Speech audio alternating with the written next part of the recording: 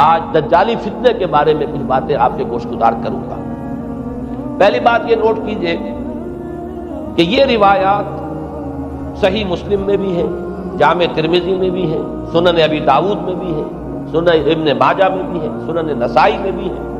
مسند احمد ابن حنبل میں بھی ہے۔ یعنی یوں سمجھیے کہ صرف بخاری کو چھوڑ کر باقی صحاح ستہ کی تمام کتابوں میں اور بڑے جلیل القدر صحابہ سے یہ روایات ہیں۔ حضرت عبداللہ ابن عباس رضی اللہ تعالی عنہما حبر الامہ، حضرت عبداللہ ابن عمر رضی اللہ تعالی عنہما، حضرت ابو سعید خدری رضی اللہ تعالی عنہ اور حضرت ابو الدرداء رضی اللہ تعالی عنہ، ان صحابہ سے ان کتب حدیث میں جو روایات مروی ہیں وہ یہ ہے کہ جو شخص دجالی فتنے سے محفوظ رہنا چاہے وہ سورہ کہف کی ابتدائی اور آخری آیات کی تلاوت کرے۔ بعض روایات میں تو صراحت ہے ابتدائی اور آخری، بعض میں مطلقاً فرمایا گیا کہ 10 آیات سورہ کہف کی انسان کو دجال کے فتنے سے محفوظ رکھ سکتی ہے۔ اس اعتبار سے جو تعلق ہے ان آیات کا دجالی فتنے کے ساتھ وہ گویا کہ احادیث صحیحہ سے ثابت ہے۔ نمبر 2 بات جو اب میں عرض کرنا چاہتا ہوں وہ یہ ہے کہ احادیث نبویہ ہی سے دجالی فتنے کے بارے میں جو باتیں ہمیں معلوم ہوتی ہیں وہ کیا ہے، دجال کے کیا اوصاف ہوں گے، کیا خصائص ہوں گے، دجالی فتنے کے کیا مظاہر ہوں گے، کیا آثار ہوں گے، کیا اثرات ہوں گے۔ اس کی وضاحت میں پہلے تو ایک بات نوٹ کر لیجئے، ایک ہے دجالی فتنہ،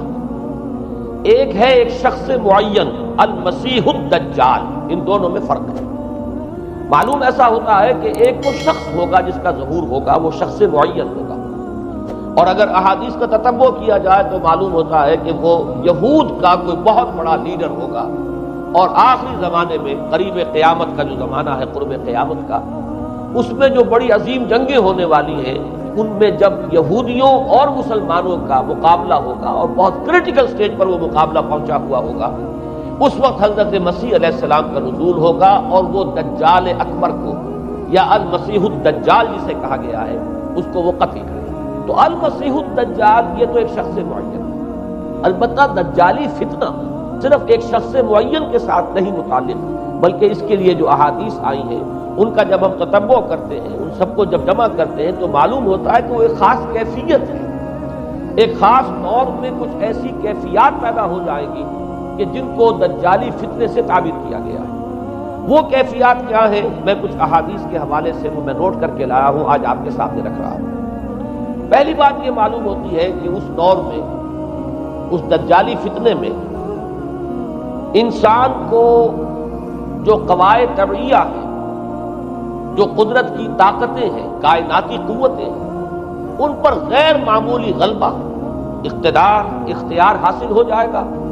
اور وہ دجال متصرف ہوگا ان تمام قواعد طبعیہ پر، بالکل ایسے انداز میں جیسے کبھی انبیاء کرام علیہ السلام کو اللہ تعالیٰ معجزے عطا فرمائے۔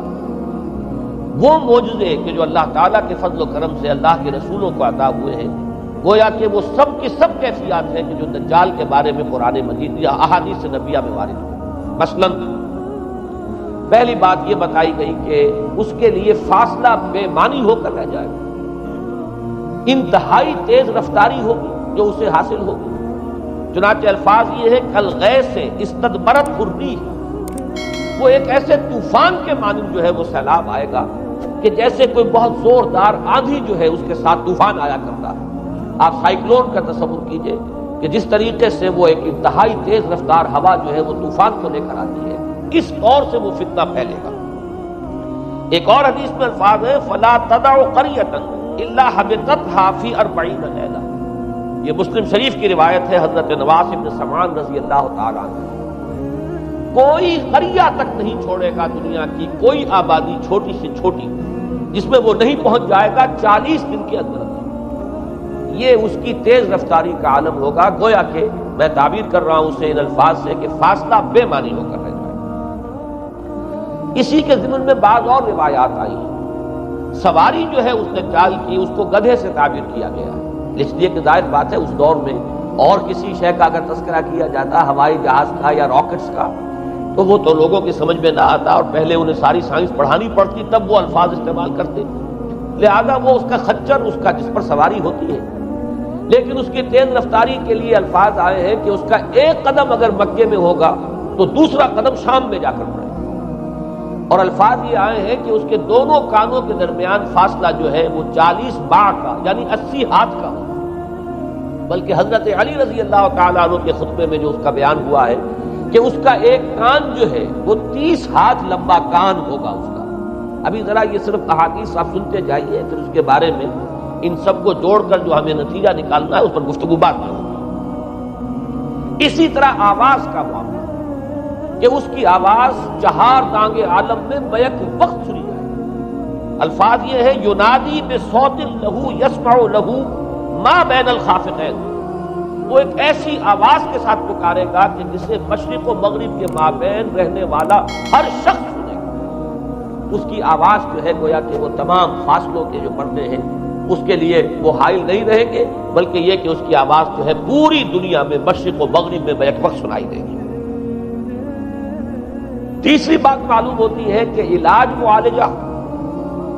وہ اس انتہا کو اور عمل جراحی اس انتہا کو پہنچ جائے گا۔ یہاں وہ الفاظ آئے ہیں جو قرآن مجید میں حضرت مسیح کے معجزات کے لیے آئے۔ حضرت مسیح کے الفاظ میں ابرئ الاکمہ والابرص، کہ میں مادر ذات اندھے کو اور جو کوڑھ کا مرض تو ان دونوں کو میں ٹھیک کر دیتا ہوں۔ حضرت مسیح علیہ السلام صرف ہاتھ پھیرتے تھے اور مادر ذات جو نابینا ہے، اندھا، بینائی اس کی آ جاتی تھی، اور کوڑھی جو ہے اس کے جسم پر ہاتھ پھیرتے تھے، اس کا کوڑھ درست ہو جاتا۔ ابرئ الاکمہ والابرص، وہی الفاظ آئے حدیث میں کہ دجال کو یہ قدرت حاصل ہو جائے گی۔ نمبر 2 یہ کہ وہ یحیی الموتیٰ، جیسے کہ حضرت مسیح کے الفاظ ہیں وہ احیی الموتیٰ، میں زندہ کرتا ہوں مردے کو۔ حضرت مسیح فرماتے تھے ایک مردے کو قم باذن اللہ، اور وہ کھڑا ہو جاتا تھا۔ بالکل اسی طریقے سے دجال کو بھی قدرت حاصل ہو جائے گی کہ وہ مردوں کو زندہ کرے گا۔ مزید وضاحت ایک حدیث میں یہ ہے کہ وہ ایک شخص کو آری کے ساتھ بیچ میں سے چیرے گا، 2 ٹکڑے کر دے گا، پھر سیدھے گا اور زندہ کر دے گا۔ معلوم یہ ہوا کہ علاج معالجے کا علم اور دوسرے یہ کہ جراحی کا علم جو ہے وہ اپنی ان بلندیوں کو پہنچے گا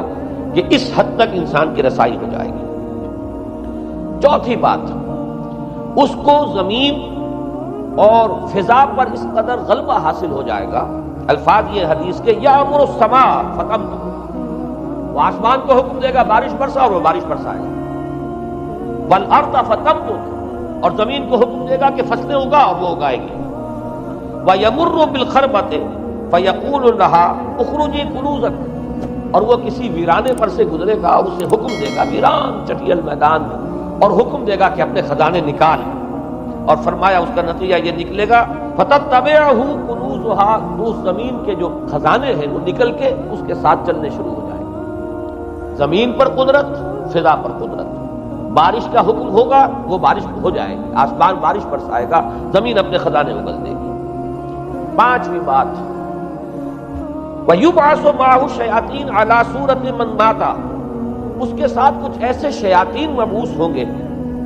کہ جو ان صورتوں کو اختیار کریں گے ان لوگوں کی جو مر چکے ہیں، من الآباء والأمہات والمعارف، جو آباء و اجداد اور مائیں اور دادیاں اور جو بھی جان پہچان والے لوگ ہیں جو فوت ہو چکے ہوں گے،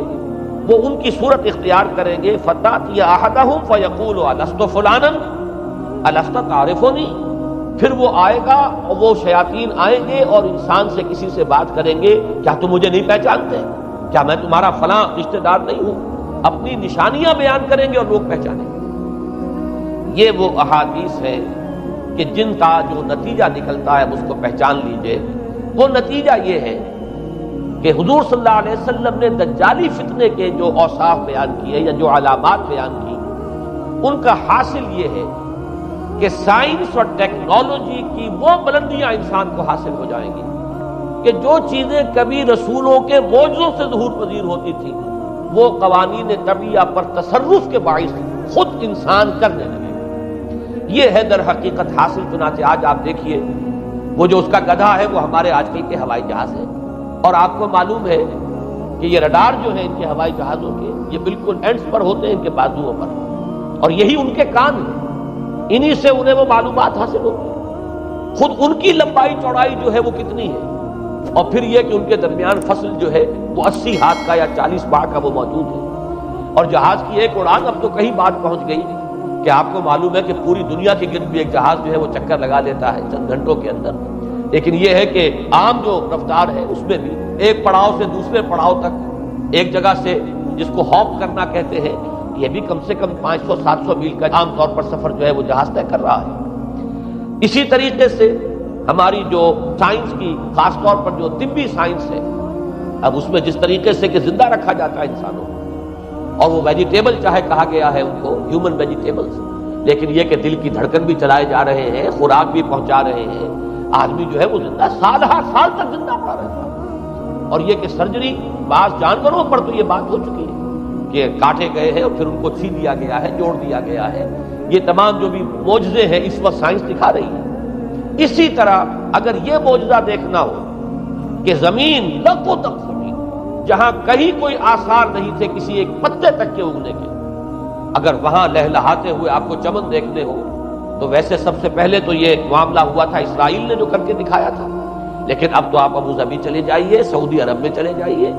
سعودی عرب کے اندر حال یہ ہے کہ آپ اگر ہوائی جہاز سے سفر کریں ریاض سے جدہ تک تو آپ کو جگہ جگہ بڑے سرکولر پیچز نظر آئیں گے جہاز سے، نہایت گرین، اور اس کے اندر جو ہے آرٹیفیشل اریگیشن کے ذریعے سے اور بہت عمدہ وہاں کاشت ہو رہی ہے، بہت خوبصورت فارمز جو ہیں وہ تمام کے تمام سرکولر پیچز، اس لیے کہ جو اریگیشن ہوتی ہے وہ ان ویلز کے ذریعے سے ہوتی ہے کہ جو ایک سرکل میں چلتے ہیں اور پانی کی وہ آرٹیفیشل بارش جو ہے وہ ہوتی رہتی ہے۔ باقی یہ کہ فضا سے آرٹیفیشل رین، یہ تو بہت ہی سادہ سی بات ہے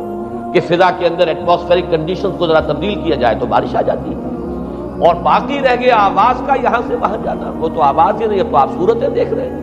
آپ کو نیو یارک میں بیٹھا ہوا خطاب کرے، آپ پوری دنیا کے اندر جہاں چاہیں وہ آل ورلڈ اینٹینا آپ کے پاس صرف ہونا چاہیے، باقی یہ کہ آپ دنیا کے کسی بھی گوشے میں بیٹھے ہوئے کسی شخص کا خطاب یہ وہ سن سکتے ہیں۔ تو معلوم یہ ہوا کہ در حقیقت یہ جو دجالی فتنہ ہے، یہ جس کے اوصاف جو بیان کیے گئے، ابھی میں اس کو لفظ فتنہ سے تعبیر نہیں کر رہا، اسے جس چیز نے فتنہ بنایا وہ ابھی میں آپ سے عرض کروں گا، لیکن یہ جتنے اوصاف حدیث میں آئے ہیں، جتنی صفات بیان ہوئی ہیں، جو کوائف وہاں سامنے آ رہے ہیں، ان سب کا حاصل تو ایک لفظ میں یہ ہے کہ سائنٹیفک ڈیولپمنٹ اور ٹیکنالوجیکل ڈیولپمنٹ وہ اس درجے کی ہو جائے گی کہ قواعد طبیعیہ پر، فورسز آف دی نیچر پر انسان کو تصرف اور تسلط حاصل ہو جائے گا اور وہ انہیں استعمال کرے گا، اور اس طریقے سے اس کے اندر وہ ساری کی ساری کیفیات جیسے کہ آج ہم دیکھ رہے ہیں اپنی نگاہوں کے سامنے وہ پیدا ہو جائے گی۔ اب سوال یہ ہے کہ اس شے کو فتنہ کس چیز نے بنایا، یہ بات سمجھ لیجیے۔ جہاں تک سائنسی ترقی کا تعلق ہے، تکنیکی ترقی کا تعلق ہے، یہ چیزیں فی الاصل فتنہ نہیں ہے، یہ تو وہ علم آدم الاسماء کلہا کا ظہور ہے۔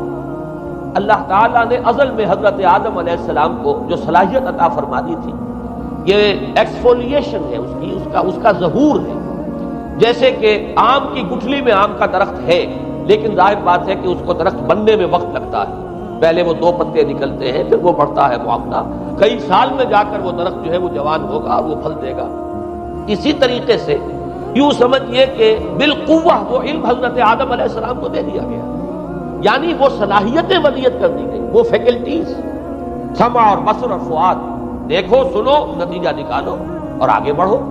آپ نے ایک چیز دیکھی، ایک سنی، نتیجہ نکالا، اس کو نوٹ کیا، آگے بڑھے، پھر کوئی چیز دیکھی، پھر کوئی سنی، اپنے سابق جو نتیجہ آپ نے نکال کر محفوظ کیا تھا اپنی میموری میں، اس کے ساتھ اس کو ٹیلی کیا، کوئی اور نتیجہ نکل آیا اور آگے بڑھے۔ تو یہ تو سٹیپ بائی سٹیپ، قدم بہ قدم انسانی علم آگے بڑھ رہا ہے۔ یہ ہرگز فتنہ نہ ہوتا، میرے الفاظ پر توجہ کیجئے، اگر اس کے ساتھ متوازن طور پر ایمان اور روحانیت کا ارتقا بھی ہوتا ہے، اگر اس کے ساتھ اللہ کی معرفت، اللہ کی محبت، آخرت کا ایمان، منزل انسان کی جو ہے وہ آخرت ہے، دنیا نہیں ہے، اگر یہ چیزیں ساتھ کے ساتھ ہوتی تو یہ ہرگز فتنہ نہیں۔ فتنہ در حقیقت جس نے بنایا ہے وہ یہ ہے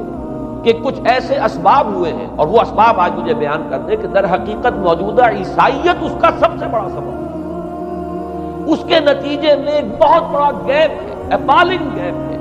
بڑا مہیب خلا ہے، بڑی وسیع خلیج ہے جو حائل ہو چکی ہے کہ ایمان اور روحانیت ختم ہوتے چلے گئے اور یہ ٹیکنیکل اور سائنٹیفک ڈیولپمنٹ بڑھتی چلی گئی۔ ان دونوں کے درمیان جو مہیب خلا پیدا ہوا ہے اس نے اسے فتنہ بنا دیا ہے، اور عظیم ترین فتنہ بنا دیا۔ ورنہ اگر اس کے ساتھ ہی اللہ پر ایمان، آخرت پر ایمان اور انسان کے اندر ایمانی کیفیات، اس کی روحانی کیفیات اگر یہ بھی برقرار رہتی، بلکہ اس کے ساتھ متوازن طور پر ان کو ترقی کرنا چاہیے تھا،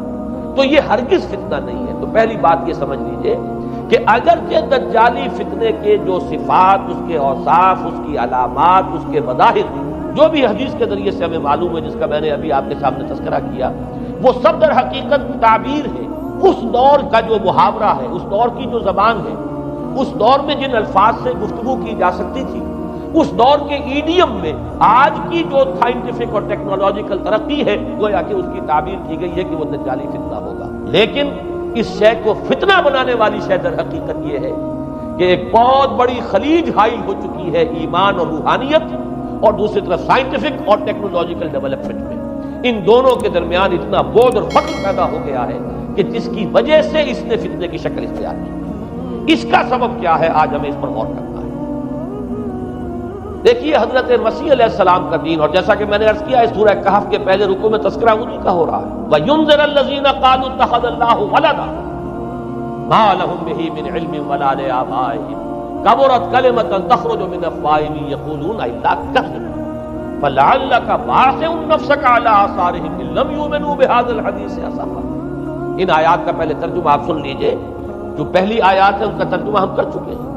کل حمد اس اللہ کے لیے ہے جس نے اپنے بندے پر کتاب نازل فرمائی اور اس میں کوئی کجی نہ رکھی، جو بالکل سیدھی ہے اور خبردار کرتی ہے ایک ایسی بڑی عظیم اور مہیب جنگ سے کہ جو خاص اللہ کی طرف سے ہوگی، اور بشارت دیتی ہے مومنین کو جو نیک عمل کریں کہ ان کے لیے بہت بڑا اور بہت عمدہ اجر ہے، ماکثین فیہ ابدا، وہ اس میں رہیں گے ہمیشہ ہمیشہ۔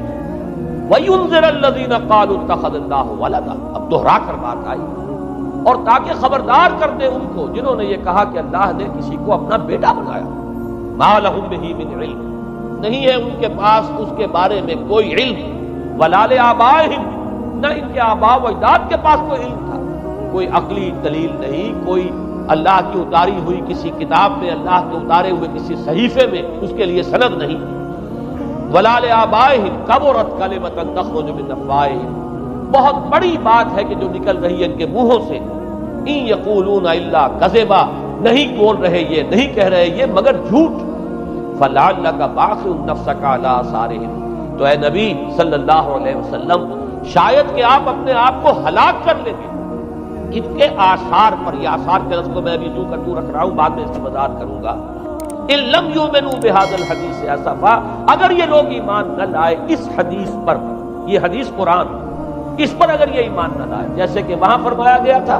اگر رحمت خداوندی میں داخل ہونا ہے اے بنی اسرائیل تو یہ شاہدرہ ہے رحمت خداوندی کا قرآن حکیم، آؤ اور داخل ہو جاؤ۔ یہاں پر ان عیسائیوں کو متنبہ کیا جا رہا ہے اگر وہ اس حدیث پر، یہ حدیث اللہ، اللہ کی کتاب، احسن الحدیث کتاب متشابہہ فبأی حدیث بعدہ یؤمنون، اگر اس اللہ کی حدیث پر، اللہ کی کتاب پر یہ ایمان نہ لائے تو جو ان کے آثار ہوں گے، جو نتائج نکلیں گے، ان پر اے نبی شاید کہ آپ اپنے آپ کو صدمے اور رنج اور غم سے ہلاک کر دیں۔ یہ ہے در حقیقت وہ آیات کے جن میں تذکرہ ہو رہا ہے عیسائیت کا، لیکن عیسائیت سے مراد کیا ہے اسے سمجھیے۔ حضرت مسیح علیہ السلام کا دین تو بعین ہی وہی دین تھا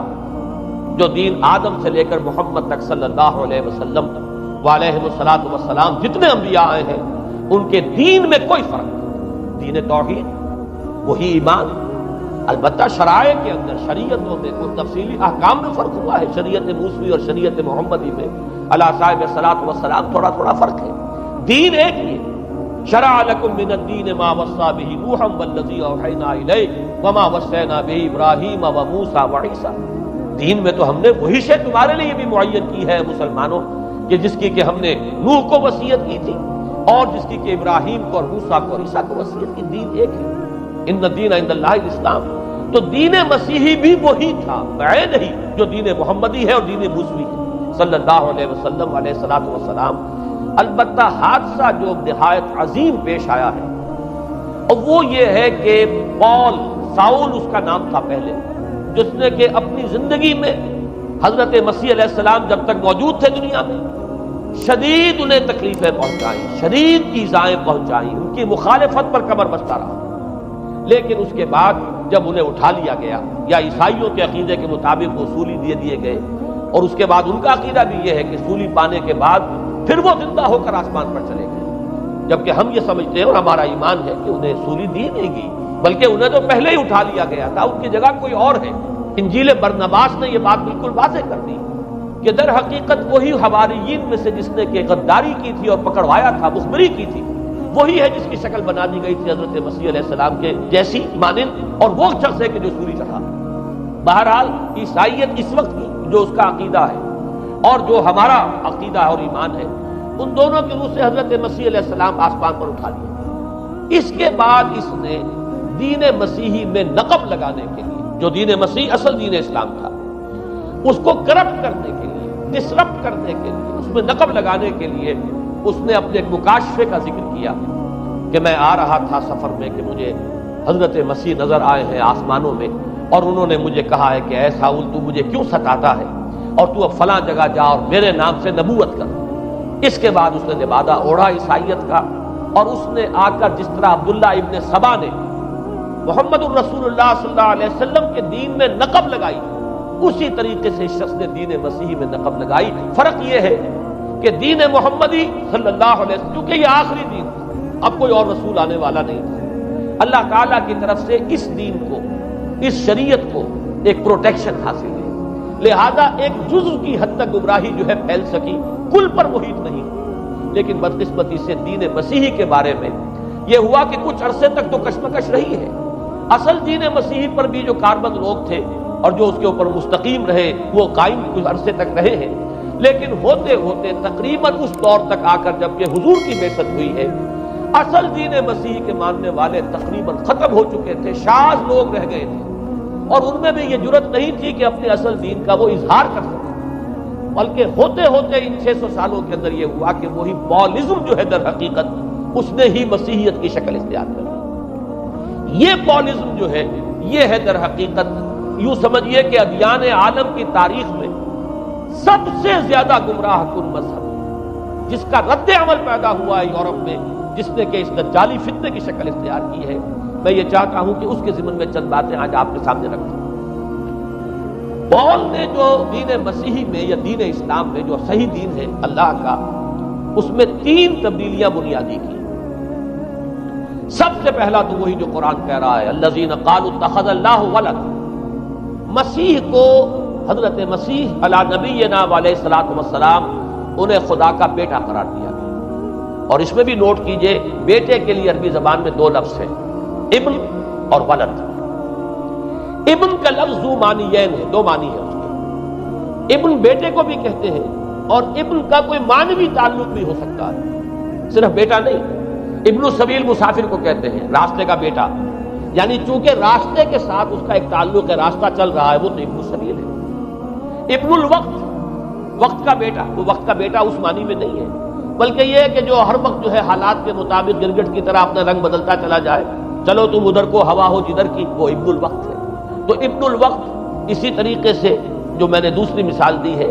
ان کو اگر آپ سامنے رکھیں گے تو معلوم یہ ہوا کہ ابن کے تو دونوں معنی ہو سکتے ہیں، لیکن ولد یہ بالکل مخصوص ہے اولاد کے معنی میں۔ ولد یہ تو گویا کہ صلبی اولاد، اور عیسائیت وہ ہے مذہب کہ جس نے کہ بدترین شرک کی صورت اختیار کی ہے، اور ان کے ہاں عقیدے میں یہ الفاظ ہیں کہ مسیح اللہ کا، خدا کا صلبی بیٹا، تاکہ کوئی شک نہ رہ جائے کہ کوئی اور نسبت ہے جسے ابن سے تعبیر کیا گیا، کوئی اور تعلق ہے جس کے لیے یہ لفظ اختیار کیا گیا، صلبی کا لفظ استعمال کیا گیا ہے کہ یہ خدا کا صلبی بیٹا ہے۔ اور یوں سمجھیے اب اس کا جو نتیجہ نکلا کہ بیٹا اگر کسی کا ہے تو ظاہر بات ہے کہ وہ ہم جنس ہے، ہم نوع ہے اپنے باپ کا۔ انسان کا بیٹا انسان ہوگا، سید زادہ جو ہے سید کا بیٹا سید ہوگا، مغل کا بیٹا مغل ہوگا، گھوڑے کا بیٹا گھوڑا ہوگا، گدھے کا بیٹا گدھا ہوگا۔ معلوم یہ ہوا کہ بعین ہی جو کچھ باپ ہوتا ہے وہی بیٹا ہوتا ہے۔ لہذا اس لفظ نے در حقیقت شرک کی بدترین صورت اختیار کی کہ بالکل اللہ کے برابر، اللہ کا ہم نوع، گویا کہ بدترین شرک جو ہے شرک فی الذات ہے، اور شرک فی الذات کی بدترین صورت یہ ہے کہ جو عیسائیت میں آئی ہے کہ حضرت مسیح علیہ السلام کو اللہ کا صلبی بیٹا قرار دیا گیا۔ اب اس کے نتیجے میں چونکہ ظاہر بات ہے کہ آخر بائبل بھی موجود تھی، اس بائبل کو ایک دم کیسے ختم کر دیتا سینٹ پال کہیں یا بہرحال میں تو لفظ سینٹ اس کے ساتھ استعمال نہیں کرنا چاہتا، لیکن چونکہ ہمیں یہ ہدایت ہے قرآن مجید کی بھی کہ جو باطل معبود بنا لیے جاتے ہیں انہیں بھی ہم کوئی ان کے لیے توہین والے الفاظ استعمال نہ کریں، لہذا میں یہ لفظ استعمال کر رہا ہوں، ورنہ جی تو چاہتا ہے کہ کوئی اور لفظ اس کے لیے استعمال کیا جائے، لیکن جو بھی اس وقت دنیا میں اس کا معروف نام ہے پال، سینٹ پال، تو اس نے چونکہ ظاہر بات ہے کہ پوری بائبل کو کیسے ختم کر دیتا، ایک دم تورات کو کیسے ختم کر دیتا، تورات تو آج تک چلی آ رہی ہے بائبل کے ساتھ ملی، یہ اولڈ ٹیسٹمنٹ، یہ نیو ٹیسٹمنٹ، یہ دونوں مل کر بائبل بنتی ہے، لہذا اب گورکھ دھندا بنانا پڑا انہیں، وہ تثلیث والا گورکھ دھندا، 3 میں 1 1 میں 3، توحید بھی ہے تثلیث بھی ہے، 3 میں 1 1 میں 3، اور یہ وہ شے ہے کہ جس نے عقیدے کا تعلق عقل سے منقطع کر دیا، اس سے سمجھ میں آنے والی بات ہے، 3 میں 1 1 میں 3 ایک گورکھ دھندا ہے، نتیجہ انہوں نے یہ نکالا کہ ڈوگما در حقیقت اس کا عقل سے کوئی تعلق نہیں، ڈوگما بس عقیدہ ہے، اور اس عقیدے ہی کے اوپر سارے دین کی بنیاد ہے، باقی وہ عقل میں آئے نہ آئے، عقل کے لیے قابل قبول ہو یا نہ ہو، یہ بات اچھی طرح سمجھ لیجئے کہ اگرچہ ہمارے ہاں بھی ہم بھی یہ بات کہتے ہیں کہ بہت سے حقائق جو ہے کائنات کے وہ ایسے ہیں کہ جن تک عقل کی رسائی نہیں، اس کے لیے ہم مجبور ہیں، محتاج ہیں وحی کی ہدایت کے، لیکن 2 چیزوں میں فرق کیجئے، ایک ہے عقل سے ماوراء ہونا اور ایک ہے عقل کے خلاف ہونا، ان دونوں چیزوں میں زمین و آسمان کا فرق ہے۔ ایک وہ حقائق ہے کہ جو عقل از خود ان تک رسائی حاصل نہیں کر سکتی، لیکن جب وہ سامنے آتے ہیں تو عقل تسلیم کرتی ہے کہ ہاں یہ بات سمجھ میں آتی ہے۔ ایک وہ چیزیں ہیں کہ جن کو عقل تسلیم نہیں کرتی، تو ایک ہے مخالف عقل، ایک ہے ورائے عقل، ان دونوں میں زمین و آسمان کا فرق ہے۔ ہمارے دین میں تو عقل کو اپیل کیا گیا، لعلکم تعقلون، لعلہم یعقلون، اولو الالباب الذین یعقلون۔ اب ظاہر بات ہے کہ عقل کو ہاتھوں برہانکم ان کنتم صادقین، لاؤ دلیل اپنی، تو دلیل سے عقل سے اپیل کی گئی،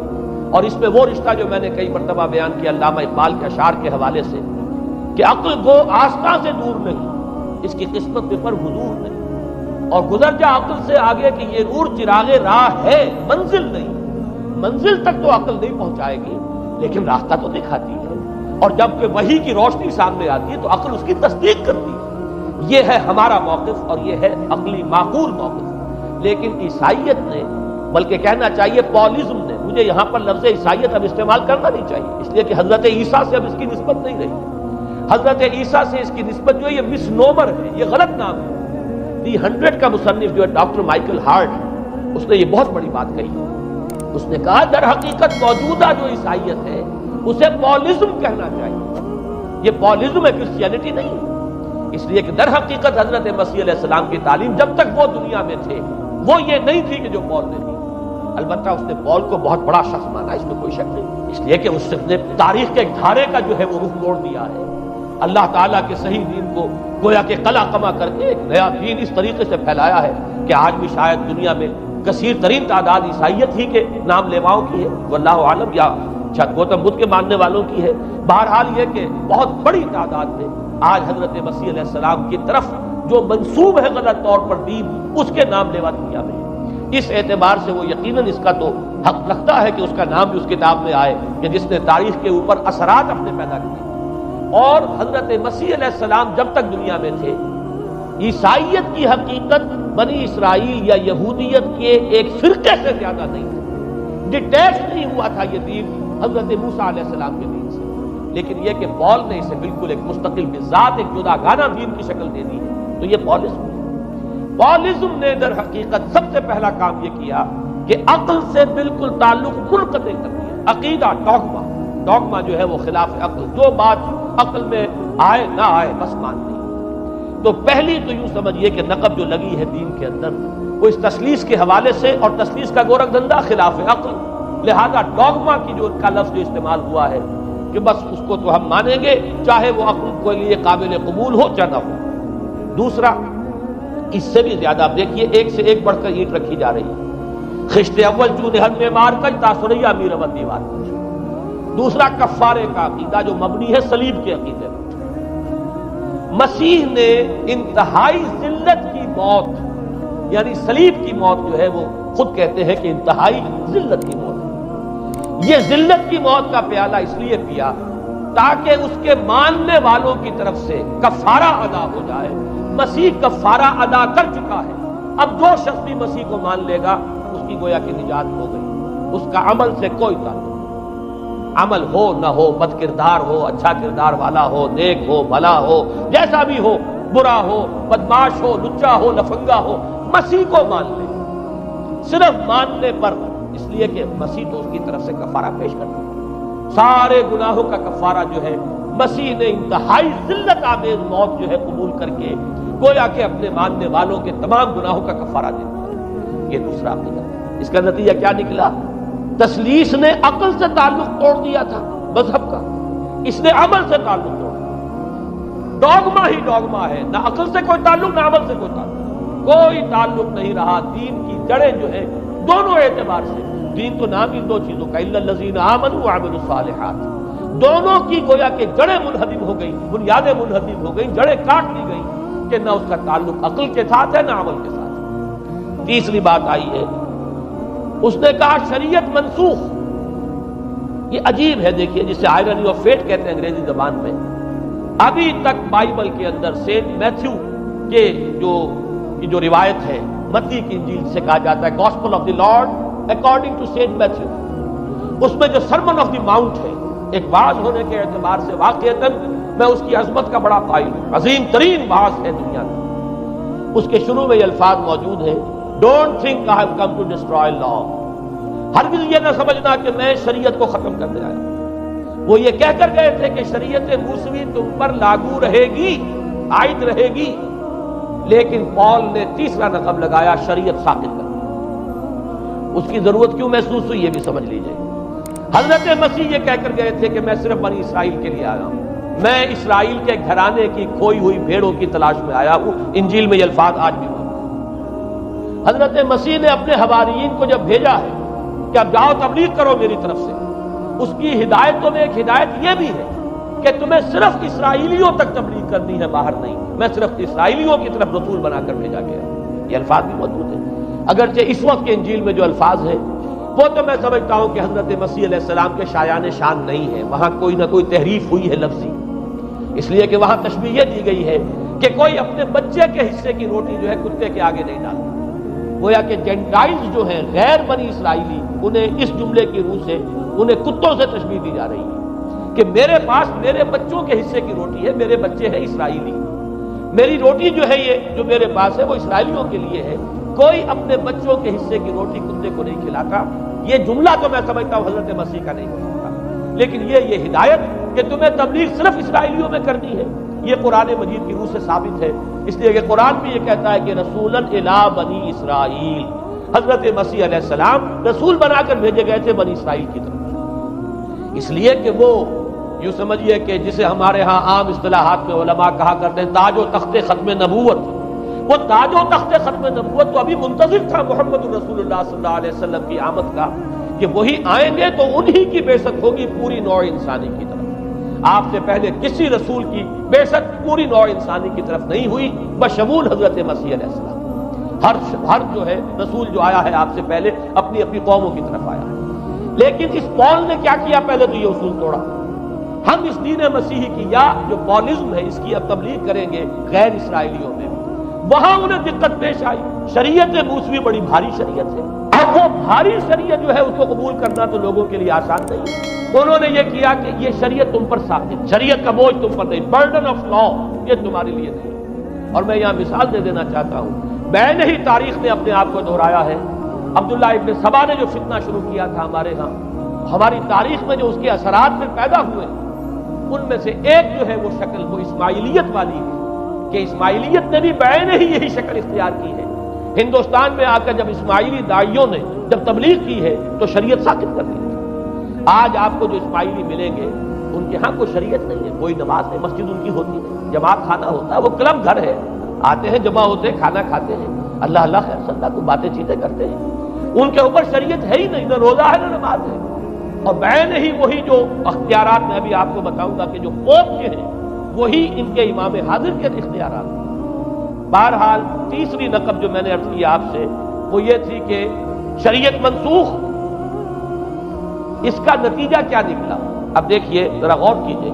ایک بہت بڑا خلا پیدا ہو گیا، وہ خلا کون پر کرے گا؟ شریعت کے بارے میں سارے اختیارات اب پوپ کو حاصل ہیں۔ وہ جس چیز کو چاہے حلال کر دے، جس چیز کو چاہے حرام کر دے، جس چیز کو چاہے قرار دے دے کہ یہ ممنوع ہے، جس چیز کی چاہے اجازت دے دے، اس لیے کہ اب شریعت تو رہی نہیں، خلا ہے، اس میں سوالات تو پیدا ہو گئے، یہ کام کیا جائے یا نہ کیا جائے، کون کرے گا؟ تو جب شریعت ختم ہوئی تو سارا اختیار پوپ کے ہاتھ میں آ گیا۔ یہ میں بعد میں ذرا اور تفصیل سے بتاؤں گا کہ کیسے کیسے اختیارات پھر مذہبی طبقے کے ہاتھ میں آئے ہیں۔ اس کے نتیجے میں تاریخ انسانی میں ورسٹ فارم آف تھیوکریسی پیدا ہوئی۔ تھیوکریسی کسے کہتے ہیں؟ جو آج کی اصطلاح ہے گالی تھیوکریسی۔ قائد اعظم کے جملے آپ نے کئی پڑھے ہوں گے، اسلام میں کوئی تھیوکریسی نہیں، مذہبی طبقے کی حکومت نہیں ہے اسلام، اور 100% درست ہے۔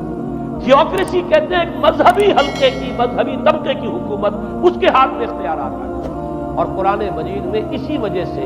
ان کے اوپر الزام لگایا گیا اتخذوا احبارهم ورهبانهم اربابا من دون اللہ، انہوں نے اپنے علماء اور صوفیوں کو اللہ کے سوا اپنے معبود بنا لیا۔ حضرت عدی ابن حاتم رضی اللہ تعالیٰ عنہ جب ایمان لائے، یہ حاتم طائی جو مشہور ہے صحابت میں، ان کے بیٹے ہیں، قبیلہ طے سے ان کا تعلق ہے، حاتم طائی تو طے سے ہے، ان کے بیٹے عدی ہیں، یہ عیسائی تھے۔ یہ جب ایمان لائے اور پھر انہوں نے قرآن پڑھا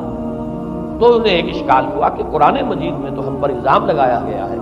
کہ اتخذوا احبارهم ورهبانهم اربابا من دون اللہ، تو عرض کیا انہوں نے، ڈرتے ڈرتے عرض کیا ہوگا حضور کی خدمت میں کہ حضور یہ بات تو کوئی درست نہیں معلوم ہوتی، ہم نے تو کبھی اپنے علماء اور رہبان کو خدا نہیں سمجھا، وہ اس مغالطے میں تھے کہ جب تک سجدہ نہ کیا جائے شاید خدا نہیں مانا گیا۔ حضور نے پوچھا کیا ایسا نہیں ہے کہ جس چیز کو وہ حلال کہتے تم حلال مان دیتے ہو، جس چیز کو حرام کہتے حرام مان لیتے ہو؟ جی ہاں، یہ تو ہے، یہی تو فرمایا اربابا من دون اللہ ہے۔ تحلیل و تحریم کا اختیار صرف اللہ کے ہاتھ ہے، یا اللہ کے نمائندے کی حیثیت سے اس کے رسول کے پاس ہے، اس کو وحی آتی ہے، اس کے بعد کسی کو اختیار نہیں ہے۔ اجتہاد کر سکتا ہے، لیکن اجتہاد کے لیے دلیل دینی ہوگی، نص سے، کتاب اللہ سے کوئی دلیل لاؤ، سنت رسول اللہ سے کوئی دلیل لاؤ، استنباط کرو، عقل سے بات کرو، لیکن یہ ہے کہ تحلیل و تحریم یہ خدائی اختیار ہے، اللہ کے ہاتھ میں اس کا اختیار ہے، اور اللہ کے نمائندے کی حیثیت سے زیادہ یہ اللہ کے رسولوں کے ہاتھ میں اختیار آتا ہے، اس کے علاوہ کسی کے لیے، کسی اور کے لیے یہ مان لیا گیا تبھی تو ان کو خدا بنا لیا گیا۔ اسی معنی میں آج کی جمہوریت جو ہے وہ بدترین شرک ہے کہ یہاں یہ تسلیم کیا جاتا ہے کہ سوورنٹی جو ہے وہ عوام کی ہے، سوورنٹی آف دی پیپل۔ کیا معنی ہے کہ عوام کے نمائندے جو چاہیں قانون بنا دیں، جس چیز کو چاہیں حلال ٹھہرائیں، جس چیز کو چاہیں حرام ٹھہرائیں،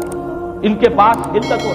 حرمت کے جو پورے اختیارات ہیں ان کے پاس آ گئے۔ یہی تو خدائی مقام ہے، خدا کا مقام دے دیا گیا، اس سے بڑا شرک کیا ہوگا؟ در حقیقت حاکمیت غیر اللہ اس دور کا سب سے بڑا شرک۔ تو وہاں یہ حق جو ہے دے دیا گیا علماء کے ایک طبقے کو، پوپ کو، تو گویا کہ تاریخ انسانی کی بدترین تھیوکریسی،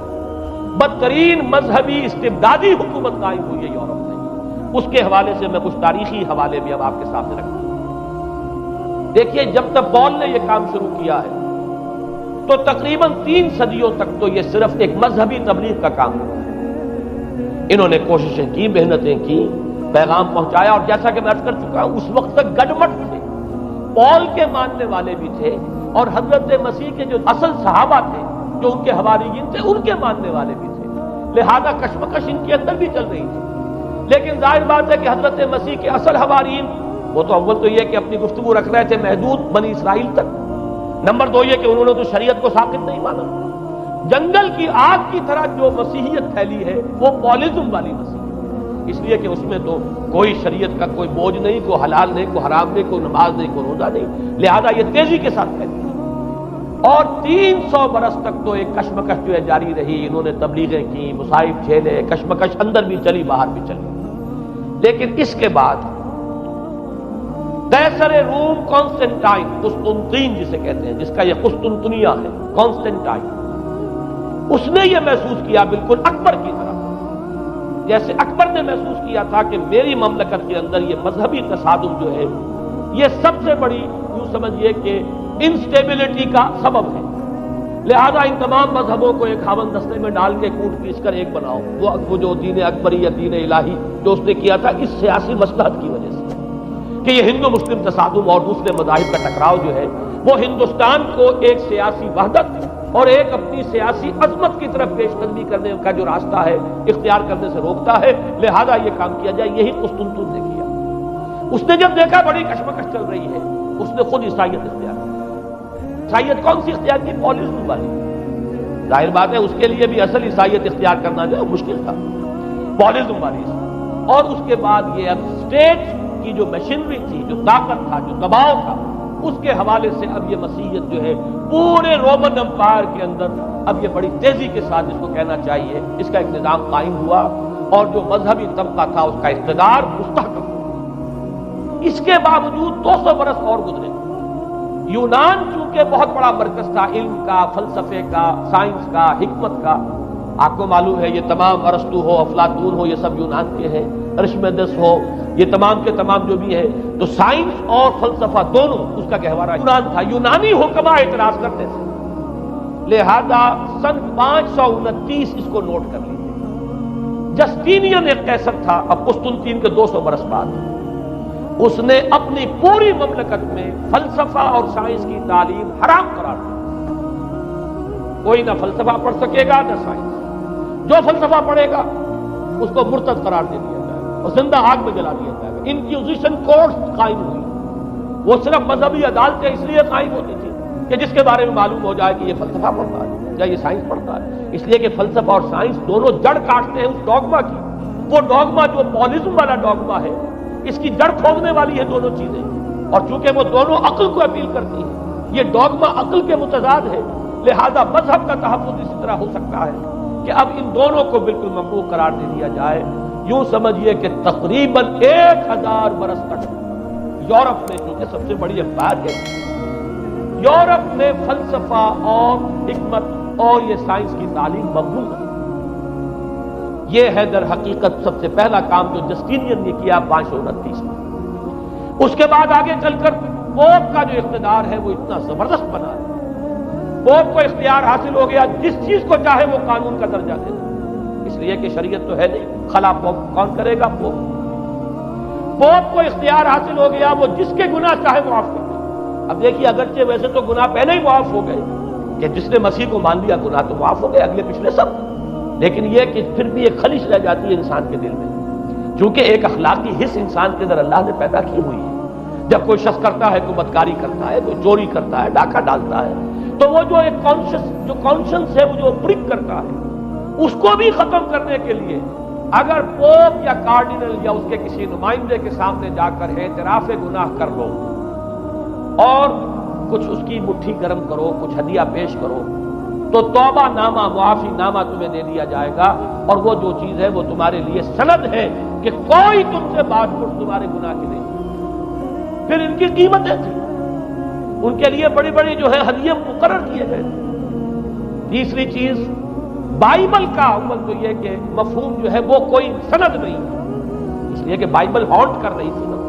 اولڈ ٹیسٹمنٹ بھی ہے، یہ حضرت مسیح کی یہ 4 انجیلیں بھی ہیں، یہ تعلیم کچھ اور ہے. لہذا بائبل جو ہے وہ سند نہیں ہے. سند پوپ کا جو ہے فرمان وہ سند ہے. بائبل کی شرح کرنے کی، بائبل کی طرف سے کوئی دلیل لانے کی کسی کو کوئی حق حاصل نہیں. یہ جبر تھا، یہ تشدد تھا یورپ میں. یہ وہ دور تھا جب کہ اسلام پھیل رہا تھا. میں نے اس لیے آپ سے کہا تھا، نوٹ کرایا آپ کو، 529 میں جسٹینین کا یہ فرمان، 571 میں حضور کی ولادت ہو رہی ہے، وہی صدی ہے. اور 630 کے آس پاس، بلکہ 629 کے آس پاس سلطنت روما کے ساتھ مسلمانوں کا ٹکراؤ شروع ہوا. تو یہ تاریخی ان کو ریلیشن جو ہے ذہن میں رکھیے. جس وقت مسلمان آئے اور 200-300 برس جو ان کے عروج کے ہیں، اس وقت آپ کو معلوم ہے کہ تقریباً 6 صدیاں ہو چکی تھی کہ یورپ بالکل جس کو کہا جاتا ہے ڈارک ایجز، انتہائی تاریخی مذہبی جبر اور استبداد، اس کے سوا کچھ نہیں. اور ملاؤں کی حکومت جسے آپ کہیں گے، جسے آج کل کی اصطلاح میں کہا جائے گا، وہ جس کو چاہے جو چاہے سزا دے دے. پوپ کو اختیار حاصل ہے. کسی کے بارے میں ذرا جیسے بعض اوقات خبریں سچی ہیں یا جھوٹی، لیکن میں مثال دے رہا ہوں جیسے خبریں آتی رہی ہیں ایران کے بارے میں کہ کہیں اگر معلوم ہو گیا تو پاسداران انقلاب پہنچے اور سمری ٹرائل اور فوراً ختم کیا۔ اس قسم سے انکوزیشن رپورٹس جو ہیں وہ جو کورٹس وہاں قائم ہوئی اور یوں سمجھیے کہ لاکھوں افراد تحت کیے گئے، زندہ جلائے گئے۔ لیکن اس کے بعد جب عالم اسلام میں وہ روشنی پھیلی اور خاص طور پر بنو عباس کے زمانے میں، اب بھاگ کر وہاں جو بھی تھے فلسفے کے اور سائنس کے کوئی دلچسپی رکھنے والے، وہ بھاگ کر عالم اسلام میں آ گئے۔ یہاں اب وہ کتابیں جو ہیں ان کے ترجمے ہوئے، خاص طور پر مامون اور ہارون الرشید کے زمانے کے اندر یہ علم جو ہے ہندوستان سے بھی لیا، یونان سے بھی لیا مسلمانوں نے، اور اس کے بعد یہ غرناطہ اور قرطبہ کی یونیورسٹیوں کے ذریعے سے اس علم نے پینیٹریٹ کیا ہے دوبارہ یورپ میں۔ دیکھیے سرکل کیسے بنا ہے، یونان کا علم آیا ہے پہلے عالم اسلام میں، مڈل ایسٹ میں، اور پھر ادھر سے ہو کر چکر کھا کر اور اسپین کی یونیورسٹیوں کے ذریعے سے یورپ میں انٹروڈیوس ہوا ہے۔ اس وقت پھر اصلاح مذہب کی تحریک شروع ہوئی اور ساتھ ہی تحریک احیاء العلوم رینیسانس، اس کے نتیجے میں وہاں بیداری پیدا ہوئی۔ لیکن یہ بیداری اب آپ نوٹ کر لیجئے، ایک تو پروٹیسٹنٹ مذہب پیدا ہوا اور کئی سو برس تک تصادم رہا کیتھولکس کے اندر اور پروٹیسٹنٹس میں۔ پورے اسلام کی تاریخ میں کبھی اتنے خونی فسادات نہیں ہوئے، کبھی بھی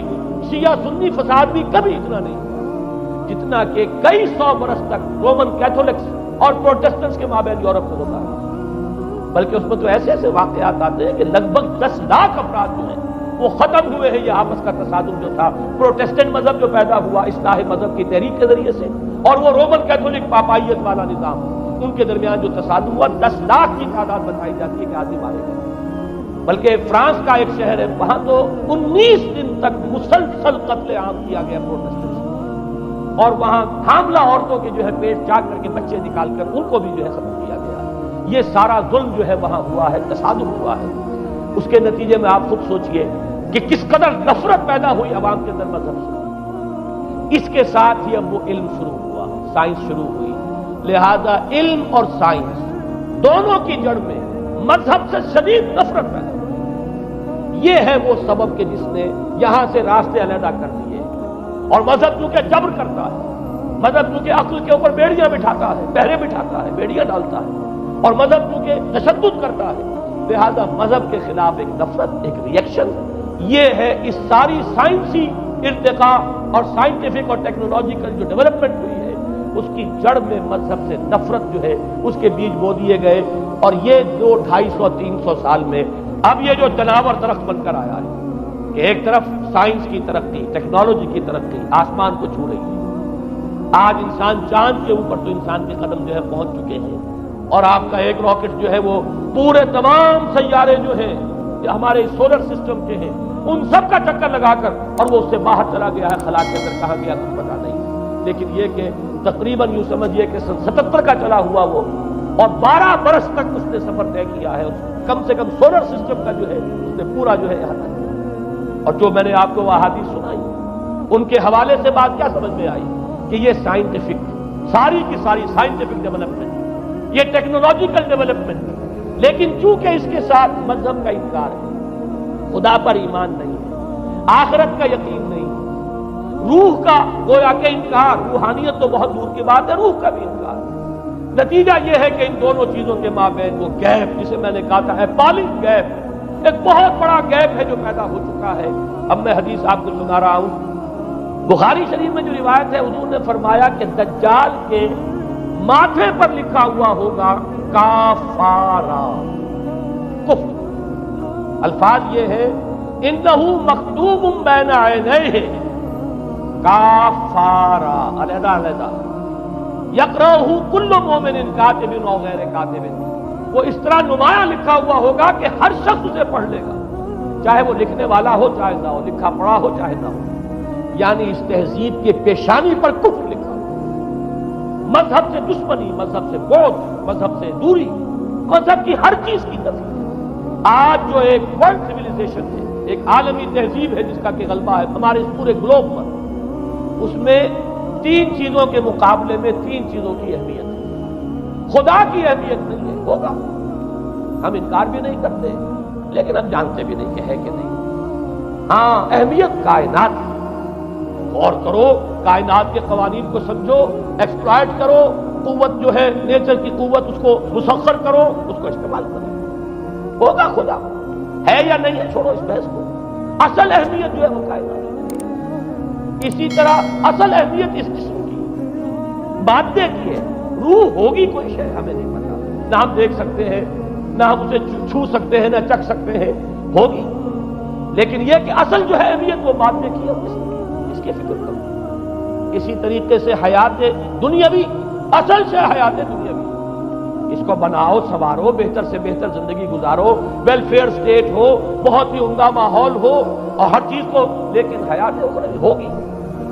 اب تو آرام سے گزرتی ہے، آخرت کی خبر خدا جانے ہے یا نہیں ہے، اس سے ہمیں کوئی بحث نہیں۔ تین چیزوں کے مقابلے میں تین چیزوں کی اہمیت، یا یوں کہیے کہ تین چیزوں کے مقابلے میں مقابل کی تین چیزوں کو بالکل غیر اہم، اس کی طرف کو توجہ کا ارتکاز کائنات پر ہے، ذات باری تعالیٰ پر۔ ذات و صفات باری تعالیٰ ایک صرف علمی موضوع ہے، اصل توجہ کی شے کائنات۔ روح ہوگی کوئی شے، اصل شے جسم ہے اور مادہ ہے۔ حیات اخروی ہمیں نہیں پتا، کسی نے واپس آ کر خبر نہیں دی مرنے کے بعد، لہذا ہم نہیں کہہ سکتے ہے کہ نہیں۔ البتہ یہ کہ حیات دنیا بھی تو ہے، اس کو مضبوطی کے ساتھ تھامو، اس کو بہتر بناؤ۔ توجہ کا اصل ارتکاز حیات دنیا بھی، یہ ہے وہ گلوبل سویلائزیشن جو در حقیقت یورپ سے ابری، اور یورپ سے ابری ہے، اس کی بنیاد میں مذہب کی دشمنی موجود تھی، جو رد عمل تھا در حقیقت اس پاپائیت کے نظام کا، جو پولزم کے ذریعے سے دنیا میں قائم ہوا۔ یہ وجہ ہے، اور آج انسان جہاں کھڑا ہے، غور کیجئے، انتہائی ہولناک جنگ جو ہے وہ اس کے سر پر ایک خطرے کے طور پر مسلط ہے۔ دو جنگیں اس ایک صدی میں ایسی ہو چکی ہیں جنہیں اپنے ورلڈ وار 1 اور ورلڈ وار 2 اتنے بڑے پیمانے پر قتل و غارت دنیا میں پہلے کبھی نہیں ہوئی، اس لیے کہ پہلے فوجوں کی جنگیں ہوتی تھیں، آبادیوں پر جا کر کہیں کو قتل عام ہو گیا، ورنہ یہ کہ قبضہ لیا، پہلے وہ کسی اور کی ریت سے اب کسی اور کی ریت ہو گئی۔ آیا بابر آیا، اس نے پانی پت کے میدان کے اندر ابراہیم لودھی کو شکست دے دی، دلی میں آ کر اس نے کسی کا خون نہیں بہایا، بس وہ آ کے تخت پر قابل ہو گئے۔ کہیں ہوئے ہیں فتنے یا پھر عذاب الہی آتے رہے ہیں کہ رسولوں کے انکار کی سزا کے طور پر قوم نسیہ منسیہ کی گئی ہے، لیکن جنگیں جو دنیا میں ہوتی تھی، وہ جنگوں کا معاملہ جو ہے وہ اس وجہ کا ہوتا تھا، وہ فوجوں کے درمیان ٹکراؤ ہوتا تھا، میدان جنگ میں پشتوں کے پشتے لگتے تھے، لیکن اس کے بعد نہیں ہو گیا، کہیں کسی نے بہت غصہ نکال دیا۔ لیکن اس صدی میں اب جو جنگیں ہوئی ہیں اس سے تو ملک تحس نحس ہوئے، آبادیاں ختم ہوئی، اور جو تیسری جنگ ہوگی یہ جان لیجئے، آخر انسان کب تک اسے ٹالے گا؟ رشیا کے بارے میں یہ سمجھنا کہ وہ پیچھے ہٹ گیا ہے، پشپائی اختیار کر لی، اس نے بہت بڑی حماقت ہے۔ وہ در حقیقت اب ڈپلومیسی کی راہ سے سپریمیسی چاہتا ہے، لہذا تصادم تو ہو کر رہتا۔ مولانا مناظر حسن گیلانی رحمۃ اللہ علیہ کے خیالات جو ہیں وہ مجھے اس سورہ کہف کے ابتدائی آیات کے ضمن میں مجھے ان سے اتفاق ہے، بہت سی چیزیں ان سے ماخوذ ہیں۔ اسی طریقے سے جو حدیث اب میں آپ کو بتا رہا ہوں، میرے سامنے اس کا متن نہیں ہے، مولانا حامد میاں رحمۃ اللہ علیہ انہوں نے مجھے یہ بتایا تھا کہ جو میں نے جمع کیے ہیں حالات و واقعات، قیامت سے پہلے جو حالات و واقعات پیش آنے والے ہیں، جن کی پیشین گوئی احادیث میں ہیں، ان سے معلوم ہوتا ہے کہ ایک بہت بڑی خوفناک جنگ، اتنی بڑی خوفناک جنگ، اور ان کے الفاظ یہ ہے کہ اس میں دونوں فریق جو ہوں گے ان میں بڑی تعداد عیسائیوں کی ہوگی، ادھر بھی ادھر بھی، ایک طرف البتہ عیسائیوں کے ساتھ مسلمان بھی ہوں گے، یہودی بھی ہوں گے، اور دوسری طرف خالص عیسائی طاقت ہوگی، اور ان کے درمیان اتنی خوفناک جنگ ہوگی۔ الفاظ ان کے یہ ہیں اس حدیث کے جو انہوں نے مجھے بتائے کہ ایک پرندہ سینکڑوں میل تک پرواز کرے گا اور اسے سوائے لاشوں کے اور کچھ نظر نہیں۔ آپ تصور کیجئے اگر ایٹمک وار ہو جاتی تو یہی ہوگا، تہس نہس ہو جائے گا، وہاں ختم ہو کر رہ جائے گا۔ اور یہ چیز جو ہے یہ بہرحال یہ جتنا کچھ پائل اپ کیا گیا ہے، یہ ڈسٹرکٹیو فورس سائنس کی یوں سمجھیے کہ معراج اب یہی ہے۔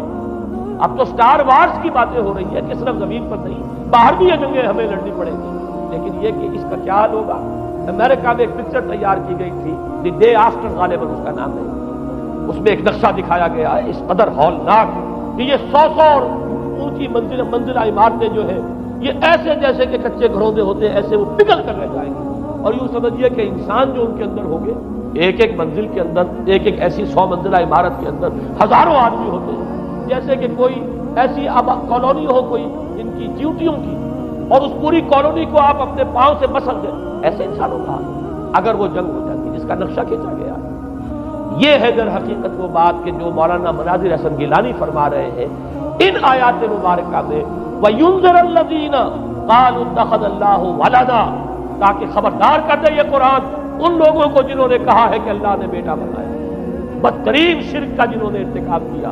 اور اسی ولدیت مسیح کے عقیدے سے وہ ساری کرپشن جو ہے دین خداوندی کی، دین مسیح کی اصل جو دین تھا اس کی جو ہوئی ہے، اور اس کے نتیجے میں آج نوع انسانی وہاں کھڑی ہے۔ اسی لیے آیت نمبر 2 میں فرمایا وَيُنذِرَ بَأْسًا شَدِيدًا مِّن لَّدُنْهُ، تاکہ خبردار کر دے ایک بہت بڑی جنگ سے۔ ہمارے اکثر مفسرین نے یہاں پہ ایک بہت بڑا عذاب کہہ کر جو ہے وہ گزر گئے، لیکن واحد یہ لفظ ہے قرآن مجید کا یہ مقام ہے جہاں لفظ باس آیا، اور مولانا مناظر حسن گیلانی نے بحث کی باس تو جنگ کو کہتے ہیں، قرآن مجید میں جہاں بھی یہ لفظ آیا جنگ کو کہتے ہیں۔ تو ایک بہت بڑی ہولناک جنگ جس کے لیے فرمایا ملتن ہو، یہ تمہارے اپنے پیمانوں پر نہیں آئے گی، یہ تمہارے حساب کتاب میں نہیں آ سکتا جو ڈسٹرکشن ہوگی۔ جیسے کہ آپ علم لدنی کہتے ہیں، ایک علم وہ ہے جو جانے بوجھے طریقے سے حاصل کیا جاتا ہے، ایک علم لدنی ہے جو خاص اللہ تعالیٰ اپنے کسی بندے کو عطا فرما دے۔ اس جنگ کی جو ہلاکت خیزی ہے وہ تمہارے حساب کتاب میں آنے والی نہیں ہے۔ لِيُنذِرَ بَأْسًا شَدِيدًا مِّن لَّدُنْهُ وَيُبَشِّرَ الْمُؤْمِنِينَ الَّذِينَ يَعْمَلُونَ الصَّالِحَاتِ أَنَّ لَهُمْ أَجْرًا حَسَنًا مَّاكِثِينَ فِيهِ أَبَدًا۔ البتہ اللہ تعالیٰ بچائے گا اپنے اہل ایمان بندوں کو جو نیک عمل پر بھی قائم ہے۔ اب میں وہ حدیث آپ کو سنا دوں، میں نے پہلے بخاری کی حدیث آپ کو سنا دی کہ اس پورے فتنے کے معلوم ہوگا کہ اس کی دونوں آنکھوں کے مابین کافارا لکھا ہوا ہے کفر، گویا کہ یہ سمبل ہے، یہ علم ہے، یہ علامت ہے اس جدید موجودہ تہذیب کی کفر، الحاد، مادہ پرستی، خدا کا انکار، آخرت کا انکار، روح کے وجود کا انکار۔ اس کے بعد فرمایا یہ ابو داؤد کی روایت ہے، فواللہ ہے تو خدا کی قسم وہ وقت جب آئے گا، ان الرجل لیاتی ہے وہو یحسب انہ مومن، ایک شخص حاضر ہوگا اس کے پاس، دجال کے پاس، اور وہ شخص اپنے آپ کو مومن سمجھتا ہوگا کہ مومن ہے، وَيَتَّبِعُهُ بِمَا يُبْعَثُ بِهِ الشُّبْهَاتِ، لیکن جو شبہات اس فتنے کی وجہ سے اس کے اندر پیدا ہو جائیں گے اس کی وجہ سے وہ بھی اسی کی پیروی کریں گے۔ آج آپ عالم اسلام کا نقشہ دیکھ لیجیے، ذہنوں کے اندر جو شبہات ہیں، ایمان کے بارے میں یقین کی کیفیت کتنوں کو حاصل ہے، وہی ساری ہماری بھی ویلیوز ہے، وہی مادی تہذیب جو ہے، آج ہم بھی اسی کے پیروکار ہیں، سمجھتے ہیں اپنے آپ کو مسلمان، سمجھتے ہیں مومن، لیکن ذرا تجزیہ کیجیے۔ اسی کو میں نے اپنے اس کتاب میں اسلام کی نشرت ثانیہ میں تفصیل سے واضح کیا کہ در حقیقت رگ و پے میں سرایت کر رہی ہے یہ تہذیب، بظاہر جو ہے نظر آتا ہے جیسے روئے ارضی پر، زمین کے اوپر تو آپ کو کہیں اونچائی نظر آ جائے گی، کہیں نیچائی نظر آ جائے گی، کہیں پانی ہے، کہیں خشکی ہے، ذرا اوپر چلے جائیں تو ہوا ہے، ہوا کا غلاف پورے کرۂ ارضی کو اپنے اندر لیے ہوئے۔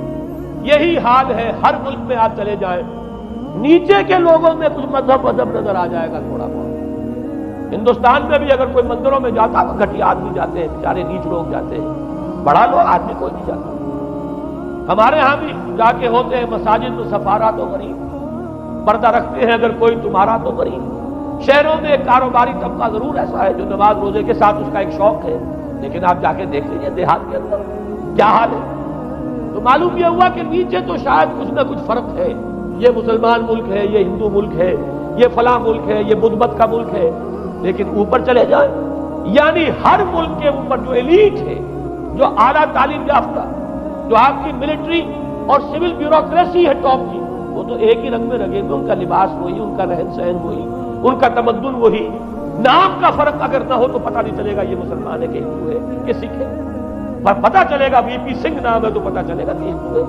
لیکن یہ کہ باقی اس کی مزاح کرنا، اس کا لباس، اس کا اٹھنا بیٹھنا، آپ کے ہاں یہ تو کچھ عوامی دور میں آگے کرتا شلوار جو ہے وہ آئی ہے، لیکن وہ بھی اندرون ملک ہوتی ہے، باہر جا کر ہمارے اپنے لوگوں کے جو لباس ہوتے ہیں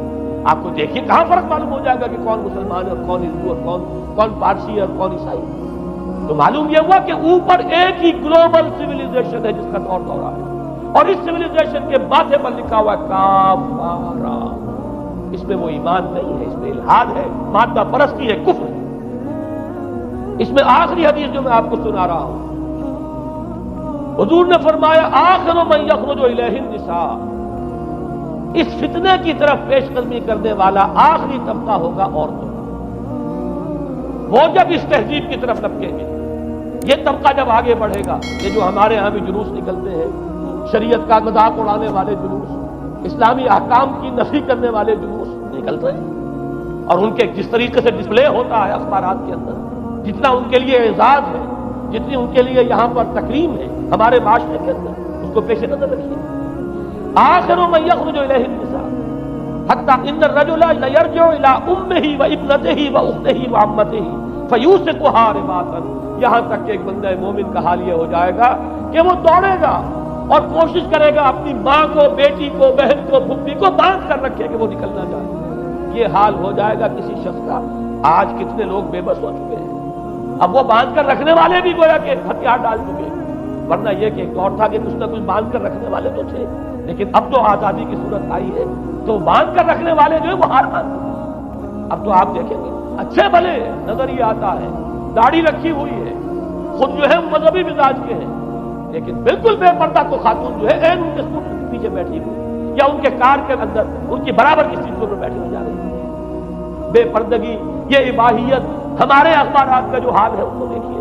خدا کے لیے یہ رنگین صفحات بند کرو، لیکن مجال ہے جو کسی کے کان پر جو لگتی ہے۔ لہذا حدیث کے الفاظ نوٹ کیجئے، آخر من یخرج الیہ النساء،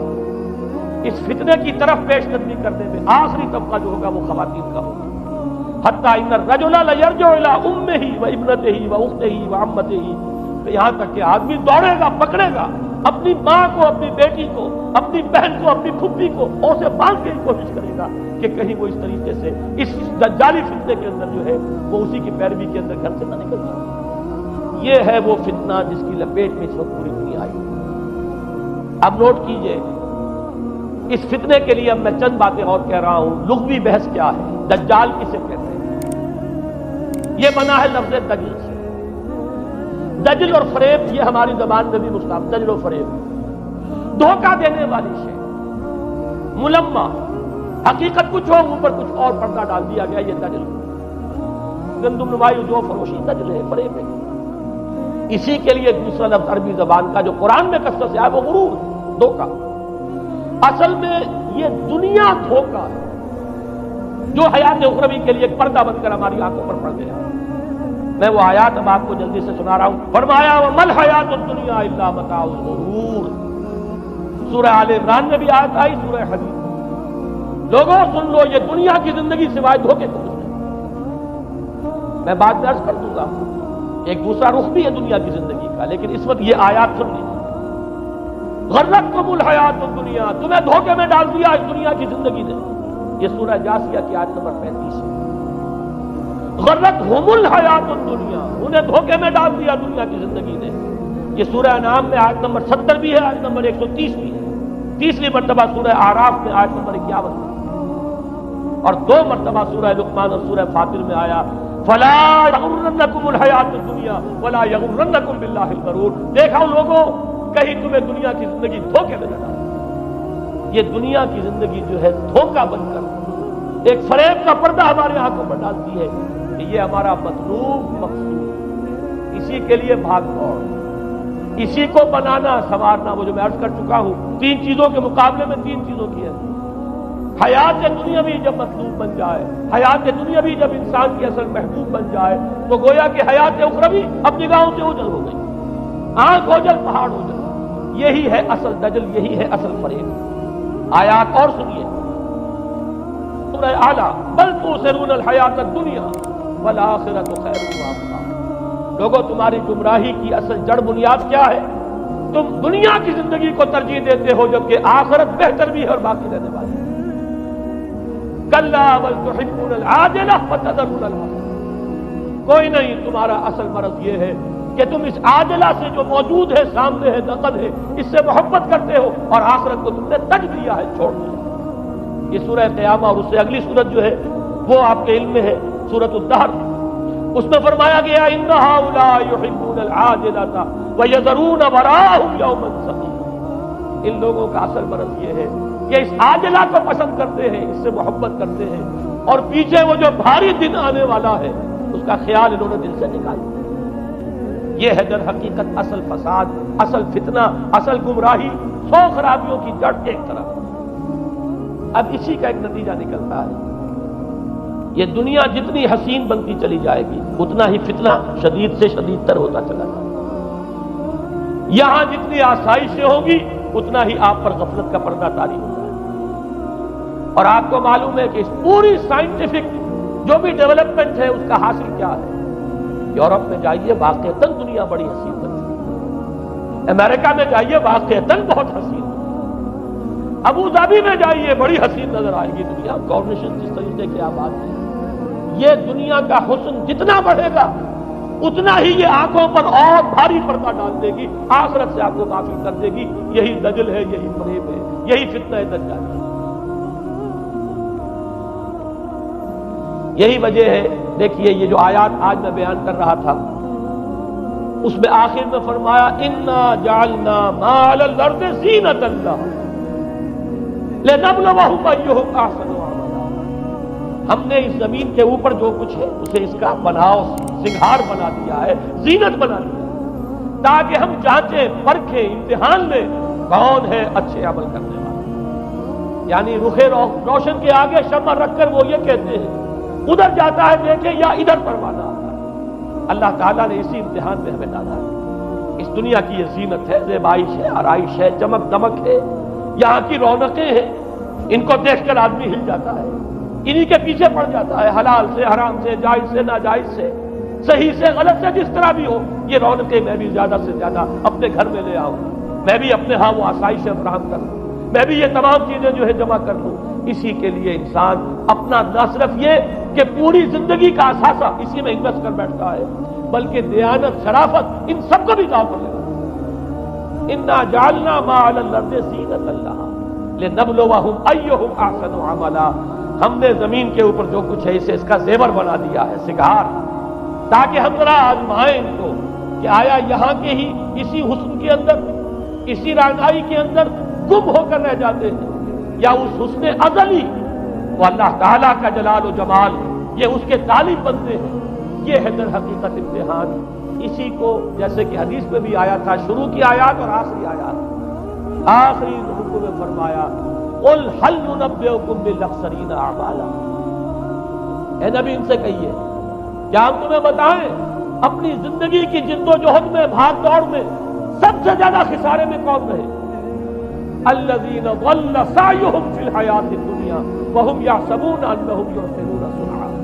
وہ لوگ کہ جن کی بھاگ دوڑ، جن کی محنت، جن کی کوشش وہ دنیا کی زندگی ہی میں بھٹک کر رہ گئی، اور وہ اپنے کہیں یہ سمجھتے رہے کہ ہم بڑے کامیاب ہو رہے ہیں، بہت اچھے کام کر رہے ہیں، ہم نے اتنی ترقی کر لی، ہم نے یہ کچھ بنا لیا، میں نے یہ جائیداد بنا لی، میں نے یہ کچھ مقام حاصل کر لیا، لیکن مطلوب و مقصود دنیا۔ ضل سعیہم فی الحیاۃ الدنیا، انہوں نے دنیا کی زندگی ہی کے اندر اپنی ساری سعی و جہد کو بھٹکا کر رکھا۔ میں اس کا جو دوسرا رخ بتانا چاہتا تھا وہ ایک حدیث کے حوالے سے ہے۔ اگر آخرت مطلوب و مقصود رہے تو یہ دنیا آخرت کی کھیتی بن جائے۔ حضور نے فرمایا دنیا مزرعۃ الآخرہ، اگر تمہارا مطلوب و مقصود آخرت ہے تو پھر یہ دنیا کے اندر یہ کھیتی ہے، بو گے یہاں تو وہاں کاٹو گے۔ نیک اعمال کرو، خدمت خلق کے لیے کوشاں ہو جاؤ، لوگوں کی ہدایت کے لیے اپنی توانائیاں جو ہے وقت کرو۔ خیرکم من تعلم القرآن وعلمہ، اس دنیا میں محنت کرو گے تو آخرت میں اجر و ثواب پاؤ گے۔ الدنیا مزرعۃ الآخرہ، اگر آخرت مطلوب و مقصود ہو تو دنیا بڑی قیمتی ہے، اس کا ایک ایک لمحہ بڑا قیمتی ہے۔ حیات دنیا بھی نہ صرف یہ کہ غیر حقیقی نہیں بلکہ بہت قدر و قیمت کی حامل، لیکن اگر پردہ پڑ گیا آخرت نگاہوں سے اوجھل اور دنیا ہی مطلوب و مقصود تو یہ دھوکے کی ڈنڈی ہے۔ وہ مل حیات الدنیا الا متاع الغرور، نہیں ہے دنیا کی زندگی مگر دھوکے کا سامان۔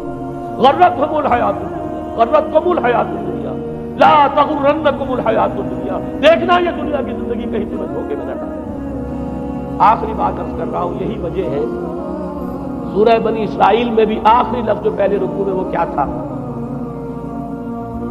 وَأَنَّ الَّذِينَ لَا يُؤْمِنُونَ بِالْآخِرَةِ أَعْتَدْنَا لَهُمْ عَذَابًا أَلِيمًا. اور وہ لوگ، نوٹ کر لیجیے وہ آیات، إِنَّ هَذَا الْقُرْآنَ يَهْدِي لِلَّتِي هِيَ أَقْوَمُ وَيُبَشِّرُ الْمُؤْمِنِينَ الَّذِينَ يَعْمَلُونَ الصَّالِحَاتِ أَنَّ لَهُمْ أَجْرًا كَبِيرًا وَأَنَّ الَّذِينَ لَا يُؤْمِنُونَ بِالْآخِرَةِ أَعْتَدْنَا لَهُمْ عَذَابًا أَلِيمًا. یہاں پر ایمان بالآخرہ جو ہے اس کو اہمیت دی گئی. جو لوگ آخرت پر یقین نہیں رکھتے ان کے لیے ہم نے دردناک عذاب فراہم. اور یہاں پر بھی جیسا کہ سامنے آ گیا، سورہ کہف جو ختم ہو رہی ہے جن مضامین پر، وہ بھی وہی آیات ہیں جن کے بارے میں حدیث میں آیا ہے کہ دجالی فتنے سے محفوظ کرنے میں ان کی بڑی تاثیر ہے. قل هل ننبئكم بالاخسرين اعمالا الذين ضل سعيهم في الحياة الدنيا وهم يحسبون انهم يحسنون صنعا اولئك الذين كفروا بآيات ربهم ولقائه فحبطت اعمالهم فلا نقيم لهم يوم القيامة وزنا. یہ وہ لوگ ہیں جنہوں نے اپنی رب کی آیات کا انکار کیا، جن کی دنیا ہی مطلوب و مقصود بن کر رہ گئی. چاہے وہ کہیں ہم قرآن کے ماننے والے ہیں اور محمد کے عاشق ہیں صلی اللہ علیہ وسلم. اولئک الذین کفروا بآیات ربہم ولقائہ فحبطت اعمالہم ولا نقیم لہم یوم القیامۃ وزنا ذلک جزاؤہم جہنم بما کفروا واتخذوا آیاتی ورسلی ہزوا. یہ وہ لوگ ہیں کہ جنہوں نے ہمارے رسولوں اور ہماری آیات کا ٹھٹھا بنایا ہے. اس لیے کہ رسول کہہ رہے ہیں اصل منزل آخرت کی ہے، تم بنائے ہوئے دنیا کو مطلوب و مقصود. تو لاکھ زبان سے عشق رسول کے دعوے کرو، اپنے عمل سے در حقیقت رسول کی تکذیب کرو. اللہ تعالی ہمیں ان سے محفوظ رکھے اور اصل حقیقت ہماری نگاہوں پر منکشف ہو، اور یہ دنیا ہماری نگاہوں پر پردہ نہ پڑ کر رہ جائے، آخرت سے اور اللہ سے ہمیں محجوب نہ کر دے. اس لیے کہ یہی اصل دجالی فتنہ ہے، اور ان سے بچنے کے لیے محمد الرسول اللہ صلی اللہ علیہ وسلم کے فرمان کے مطابق سورہ کہف میں نے کچھ ابتدائی اور آخری آیات کا صرف حوالہ دے دیا ہے، لیکن یہ کہ اس کے مضامین میں درمیان میں بھی کچھ چیزیں ہیں. اب میں اس طرح ایک ایک لفظ کے حوالے سے تو آئندہ ان کا تذکرہ نہیں کر سکوں گا، لیکن یہ ہے کہ میں موٹے موٹے مضامین انشاءاللہ سورہ کہف میں اس موضوع سے متعلق آئے بیان کروں گا. اقول قولی ھذا واستغفر اللہ لی ولکم ولسائر المسلمین. اگر آپ کو ہماری ویڈیو اچھی لگی ہو تو ہماری چینل کو سبسکرائب ضرور کریں. ڈاکٹر اسرار احمد رحمۃ اللہ علیہ کی وفات کے لیے سورہ فاتحہ پڑھ کر کامنٹ میں آمین لکھیں. شکریہ.